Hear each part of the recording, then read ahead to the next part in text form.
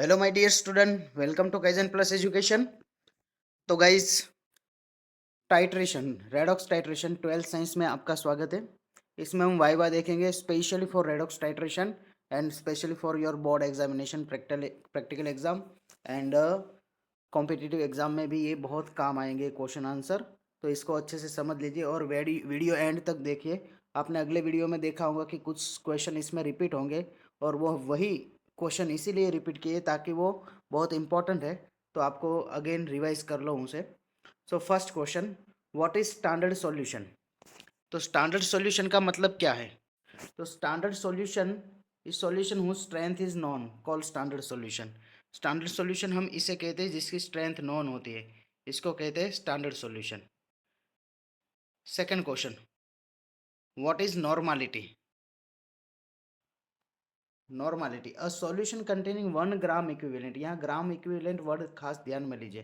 तो 1 gram equivalent पर litre, 1 litre में 1 ग्राम इक्विवेलेंट डिजोल्व हो तो वो सॉल्यूशन कहेंगे वन नॉर्मल। तो solution containing 1 gram equivalent mass of solute per litre of the solution called normal solution. What is the equivalent mass of camenophore when it act as a oxidizing agent in acidic medium? Medium को खास note कीजिए, कैमेनोफोर oxidising agent है, strong oxidising agent है। वो acidic, basic and neutral हर एक medium में work करता है। तो यहाँ मीडियम को खास नोट कीजिए, जब एसिडिक मीडियम हो उसी के लिए ही अप्लाई होगा। तो equivalent mass of K M N O four equal to molecular mass divide by 5। क्यों 5? क्योंकि कैमेनोफोर जो है वो एसिडिक मीडियम में एमएन, कैमेनोफोर में मैंगनीज का ऑक्सीडेशन नंबर होता है +7।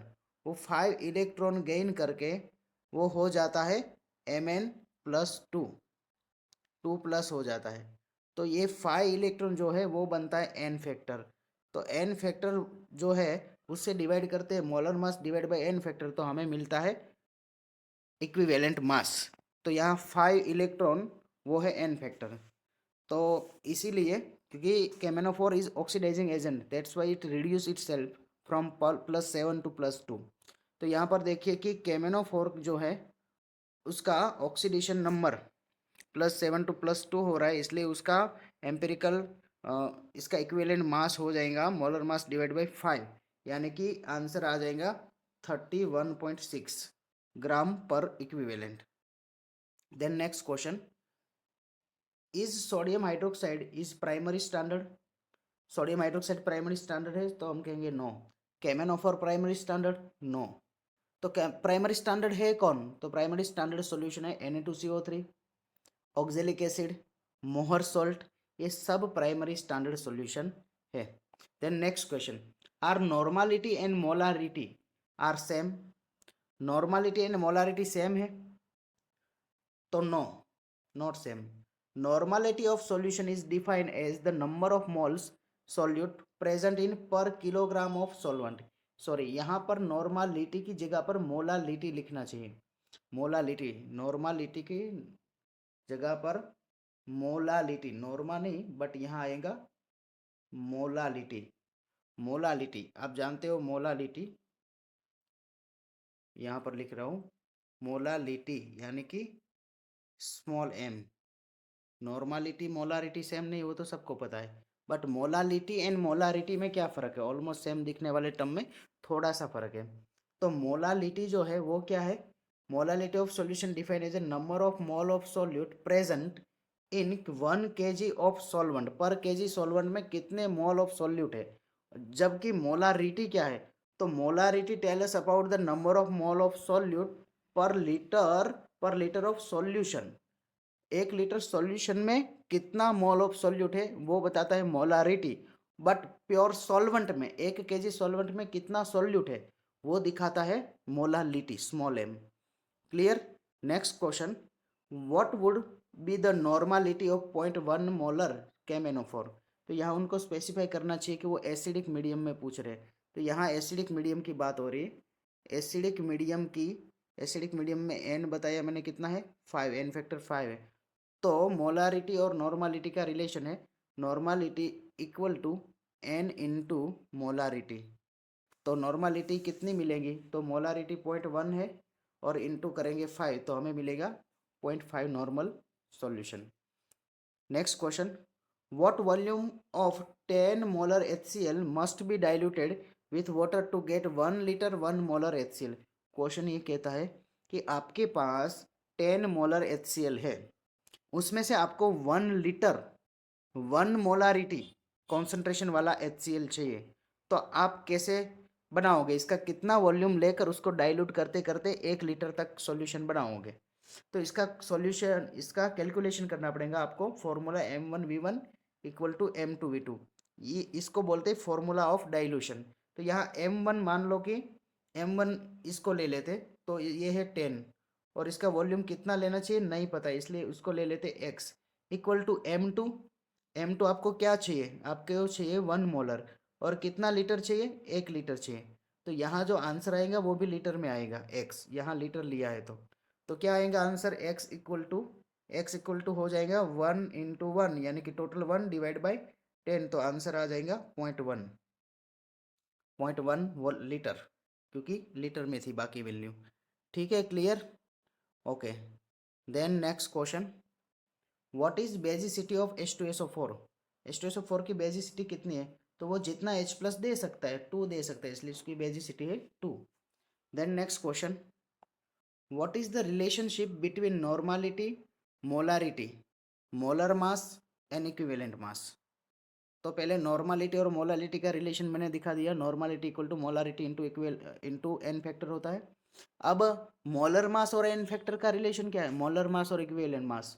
तो molar mass equal equivalent mass equal to molar mass divide by equivalent mass जो है, इक्विवेलेंट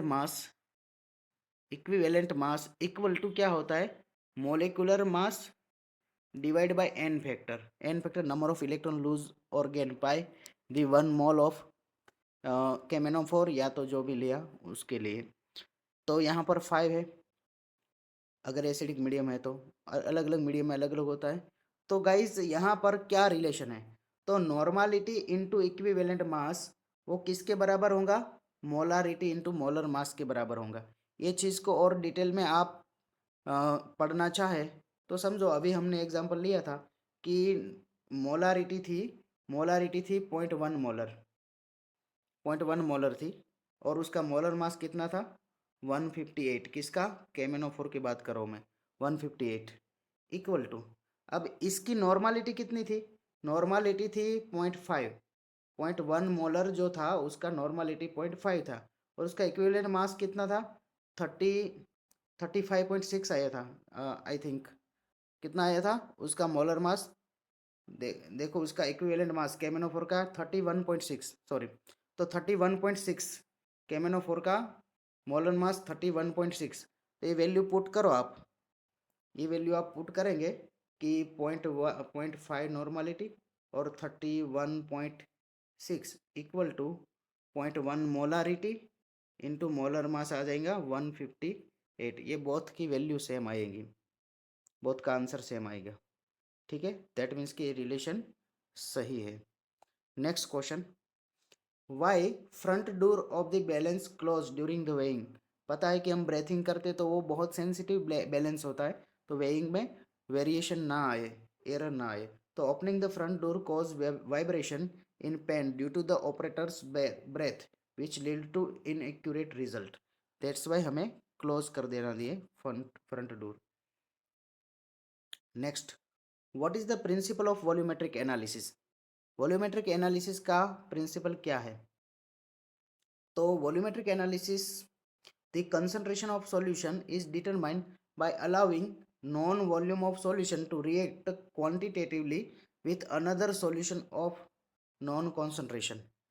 हकीकत में इसमें हम करते क्या है, जैसे कि केमेनोफोर वर्सेस आप केमेनोफोर वर्सेस मोहर सॉल्ट का कर रहे, तो मोहर सॉल्ट जो है उसकी मोलारिटी एंड वॉल्यूम बहुत नॉन होगा, और केमेनोफोर का वॉल्यूम हम ब्यूरेट से निकालेंगे टाइट्रेशन करके, तो वो वॉल्यूम मिला, उसी से हम केमेनोफोर की मोलारिटी निकाल पाएंगे। ये प्रिंसिपल है, यानी कि सादा सिंपल लैंग्वेज में कहूँ तो वॉल्यूमेट्रिक एनालिसिस का प्रिंसिपल है to to calculate the concentration of given unknown solution. और कॉन्सेंट्रेशन क्या है, वो क्वांटिटेटिव एनालिसिस, क्योंकि वो बताता है कि 1 लीटर में कितना मोल प्रेजेंट है, या लीटर में कितना ग्राम प्रेजेंट है, स्ट्रेंथ अगर कैलकुलेट करो तो। Clear. Then next is what is titration. बहुत सिंपल क्वेश्चन, सबको पूछते हैं ऐसा क्वेश्चन, बट आंसर नहीं आता। व्हाट इज टाइट्रेशन, बहुत सिंपल, कि adding one solution from burette to another in conical flask in order to complete the chemical reaction involve is known as a titration. हम burette से conical flask में एक solution add करते जाते हैं, और वो ऐड करते हैं कब तक, तो गिवन रिएक्शन कंप्लीट हो जाए तब तक, तब एंड पॉइंट मिलेगा और तब कलर चेंज दिखेगा ड्यू टू द इंडिकेटर। तो नेक्स्ट क्वेश्चन वही है कि व्हाट इज इंडिकेटर। तो indicator is chemical substance which changes colour at end point. End point पर जो कलर चेंज करता है वो केमिकल सब्सटेंस को हम कहते हैं indicator. What is and point. अब एंड पॉइंट का मतलब क्या है, तो and point means a stage during titration at which reaction is just complete is known as a end point of titration। वही पॉइंट, वो स्टेज जहां पर रिएक्शन जस्ट कंप्लीट हुई, इसको हम कहते हैं and point of titration. Next question, why a titration flask should not B rinse.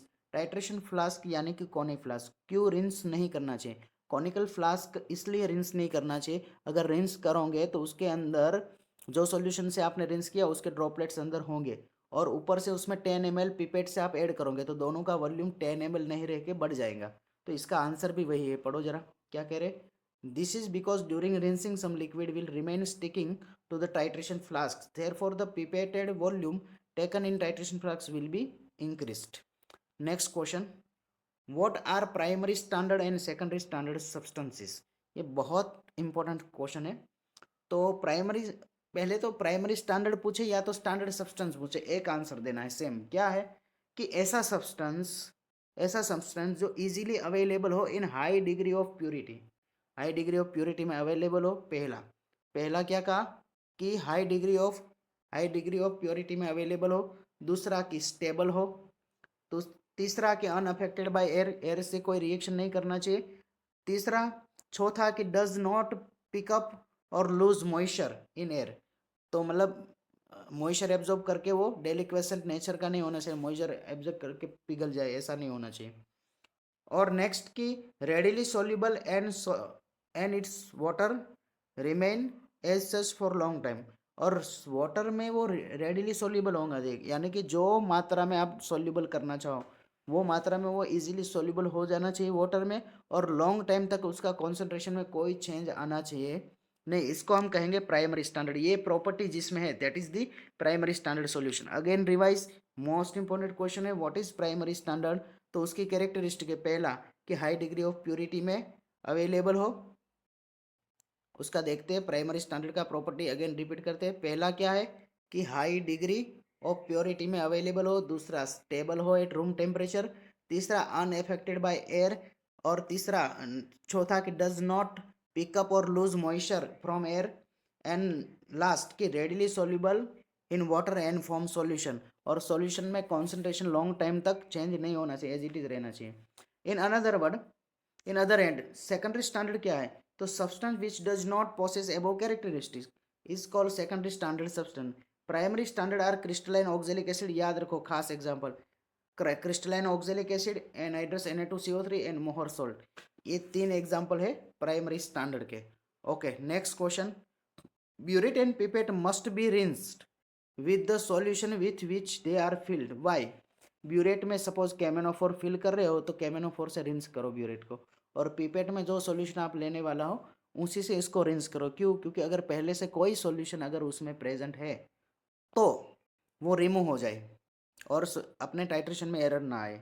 तो आंसर क्या है, the burette and pipette are rinse with the solution with which they are filled in order to remove any water sticking to the side which otherwise would decrease the concentration of the solution to be taken in them। Clear. तो dilute कर देगा जो solution हम उसमें लेंगे उसको, इसलिए इसको रिंस करना जरूरी है। Next important question is, it is it is customary to read lower meniscus in case of colorless solution and transparent solution and upper meniscus in case of highly color solution। केमेनोफोर में हम अपर meniscus, और मानो कि NaOH जो आप acid base titration 11th में करते थे तो उसमें लोअर मेनिस्कस उसमें आप लोअर मेनिस्कस देखते थे और केमेनोफोर का टाइट्रेशन कर रहे हो तो उसमें अपर मेनिस्कस देख रहे हो। Why? Because it is easy to read lower meniscus in case of colourless solution while upper meniscus in case of colour solution. Read करना इजी है इसीलिए। In case of colour solution lower meniscus is not visible properly. Okay, next question, what is molar solution? तो 1 mole per litre. A molar solution, a litre of which contain 1 gram mole. 1 litre में 1 gram मोल substance अगर present है, 1 litre में 1 gram मोल substance present है, उसको कहेंगे molar solution. Symbol is 1 m। m is not unit of molarity but it is symbol of molarity. अगर आपको पूछे कि यूनिट ऑफ मोलारिटी क्या है तो आपको लिखना है मोल पर लीटर और लीटर में एल कैपिटल होगा, खास ध्यान रखिए। Next question, what is redox titrimetry? जो आप केमेनोफोर वाले करते हो वही। It is the branch of volumetric analysis involve reaction between acid and base. गलत है। एसिड एंड बेस के बिटवीन रिएक्शन जो इन्वॉल्व करता है इसको हम कल कहते हैं अल्कलीमेट्री या एसिडिमेट्री। एसिड बेस के बिटवीन जो रिएक्शन होती है इसको रेडॉक्स टाइट्रीमेट्री नहीं कहते बट हम कहते हैं अल्कलीमेट्री या एसिडिमेट्री। बट रेडॉक्स टाइट्रीमेट्री क्या है? तो वो इन्वॉल्विंग रेडॉक्स रिएक्शन। तो यहाँ आंसर आएगा व्हाट इज रेडॉक्स टाइट्रीमेट्री? तो उसका आंसर है कि involve redox reaction. Involve redox reaction, इसको हम कहेंगे रेडॉक्स टाइट्रीमेट्री। क्लियर है? Next question, what is oxidising agent and reducing agent between K M N O four and FeSO4? अगर ये दोनों के बिटवीन अगर टाइट्रेशन हो रहा है तो कौन है? तो सीधा पता है आपको कि K M N O four act as a oxidizing agent, तो FeSO4 act as a reducing agent, या Mohr salt act as a reducing agent. Mohr salt में भी Fe2+ होता है जैसे FeSO4 में है। ठीक है, तो K M N O four act as a oxidizing agent but reduce itself, और FeSO4 जो है act as a reducing agent but oxidize itself. कैसे? तो कि Mn+7 से बन जाता है +2 एसिडिक मीडियम में, और Fe+2 से बनता है +3। ठीक है, +2 से +3 ऑक्सीडाइज हो रहा है इसलिए that is reducing agent. Next question, why is no external indicator use because of K M N O four act as a self indicator? K M N O four self indicator क्यों एक्ट करता है? तो उसका रीजन है due to the presence of intense pink colour of K M N O four. What is the role of sulphuric acid? ये question बार बार पूछा जाता है। तो few drops of H2SO4 are added to prevent the hydrolysis of ferrous sulphate. मैंने कहा था कि वो फेरिक हाइड्रोक्साइड में यानी कि ब्राउन कलर के प्रेसिपिटेट में कन्वर्ट हो जाता है, ये रोकने के लिए हम H2SO4 ऐड करते हैं। और ऑक्जेलिक के केस में भी ऐड करते हैं, तो उसमें उसके पीछे ये रीज़न तो है, दूसरा एक और रीज़न है, वो आपको फाइंड करना है क्या रीज़न है मैनुअल को पढ़ के। ठीक है, next, why is the last drop of titration not to be blow out of the pipette by mouth? जब पिपेट से आप सॉल्यूशन ट्रांसफर कर रहे हो तो लास्ट ड्रॉप उसमें रह जाएगा, उसको आपको फूंक मार के निकालना नहीं है कॉनिकल में। वाई? बिकॉज वो एक्स्ट्रा होता है। सो इसका आंसर है कि since the drop are read at final stage blowing them out by mouth में चेंज द वॉल्यूम। तो बॉडी टेम्परेचर में expand the glass and introduce an error in the measurement. ये रीज़न भी है, दूसरा ये रीज़न कि वो एक्स्ट्रा होता है वो ड्रॉप 10 ml के अलावा, तो उसको निकालने की कोई ज़रूरत है नहीं। Next question, why K M N O four prefer as a primary standard over the ferrous sulphate in volumetric titration? तो पहले तो ये मुझे लग रहा है कि गलत बात है। वॉल्यूमेट्रिक टाइट्रेशन में केमेनोफोर प्राइमरी स्टैंडर्ड है नहीं, प्राइमरी स्टैंडर्ड तो फेरस सल्फेट होना चाहिए। बट क्यों केमेनोफोर को फेरस सल्फेट के केस में प्रेफर करते हैं? मोहर सॉल्ट तो कंफर्म है primary standard, but ferrous sulphate क्यों नहीं? तो this is because of the fact that Mohr salt is deliquescent and is not readily oxidise by air, and so ferrous sulfate is permanent light and ferrous sulfate is permanent light pink। Answer में गलत है भाई। Why is K M N O four prefer as a primary standard over the ferrous sulphate in volumetric titration? तो ये question को हम cancel करेंगे क्योंकि केमेनोफोर प्राइमरी स्टैंडर्ड है ही नहीं, वो सेकेंडरी स्टैंडर्ड है। क्वेश्चन इस तरह से होगा कि why KMnO4 is secondary standard and ferrous sulphate is primary standard, तो उसका आंसर ये हो जाएगा कि मोहर सॉल्ट जो है उसमें ऊपर की जो प्रॉपर्टीज हमने देखी प्राइमरी स्टैंडर्ड की वो सारी प्रॉपर्टीज है, बट इसमें नहीं। हाँ, एक प्रॉब्लम है कि मोहर सॉल्ट के सॉल्यूशन में अगर सल्फ्यूरिक एसिड नहीं ऐड करोगे तो मोहर सॉल्ट जो है वो फेरस से फेरिक में कन्वर्ट हो जाएगा, ये एक दिक्कत है इसमें। Then next question, why should you heat oxalic acid solution about 60 to 70 degree before titrating with KMnO4? Oxalic acid को क्यों गर्म करते हैं? तो oxalic acid reaction is very slow due to oxalic acid एक वीक एसिड, तो slow to the slow formation of Mn2+ ion, and the acid is needed to speed up the reaction, otherwise the end point not reached, that's why. Next question, what is the balance equation for reaction of KMnO4 with oxalic acid? तो देख सकते हो आपकी 2 KMnO4 react with 5 mole of oxalic acid and sulfuric acid add करते हैं उसमें as a catalyst, that give the K2SO4 MnSO4 and 10 CO2 and 8 H2O, तो ये बैलेंस केमिकल रिएक्शन है। तो आपने यहाँ एक चीज़ ऑब्जर्व ये करना है कि यहाँ KMnO4 में मैग्नीज +7 से कन्वर्ट हो रहा है मैग्नीज +2 में, यानी कि रिड्यूस हो रहा है, that's why it is oxidising agent. और यहाँ कार्बन जो है वो आई थिंक कार्बन यहाँ पर है, ऑक्जेलिक एसिड को ऐसे आप लिखोगे डबल बॉन्ड OH, तो कार्बन यहाँ पर +3 है, तो कार्बन +3 से CO2 में +4 में कन्वर्ट होगा, ठीक है। दैट्स वाई कार्बन हो रहा है +3 to 4, यानी कि ऑक्सीडाइज हो रहे हैं, that is it is oxalic acid is reducing agent. Okay, next, why is brown ring observe if dilute sulphuric acid is not use in titration? तो ब्राउन कलर क्यों ऑब्जर्व होता है? तो उसका रीज़न क्या बताया है कि because of KMnO4 undergoes incomplete reaction and brown colour PPTs are form, that is MnO2H2O।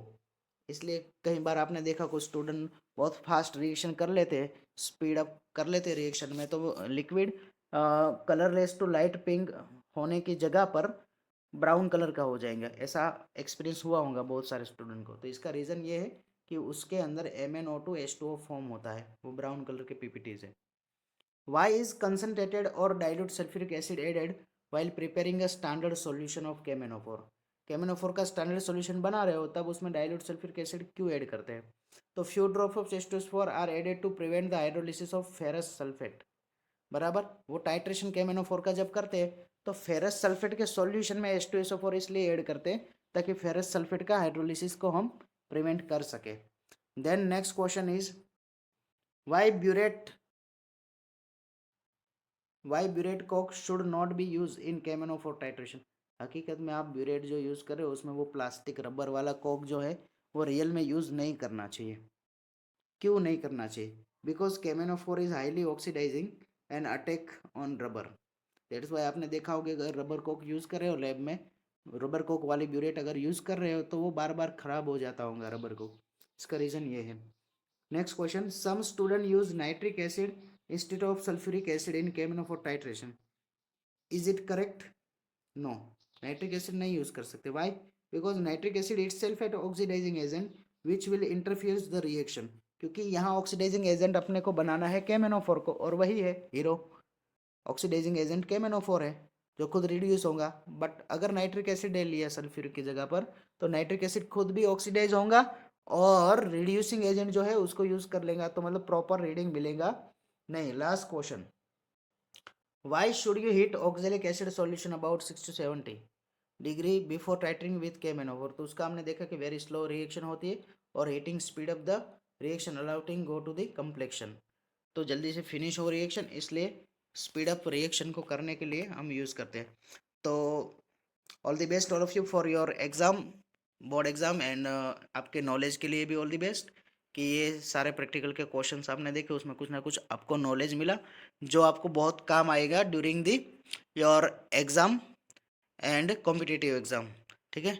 तो गाइस, चैनल को सब्सक्राइब ना किया हो तो आप कर दीजिएगा, ऐसे ही इंपॉर्टेंट वीडियोज़ आपके लिए मैं डालता रहूँगा। तब तक मिलते हैं, बाय बाय, सी यू।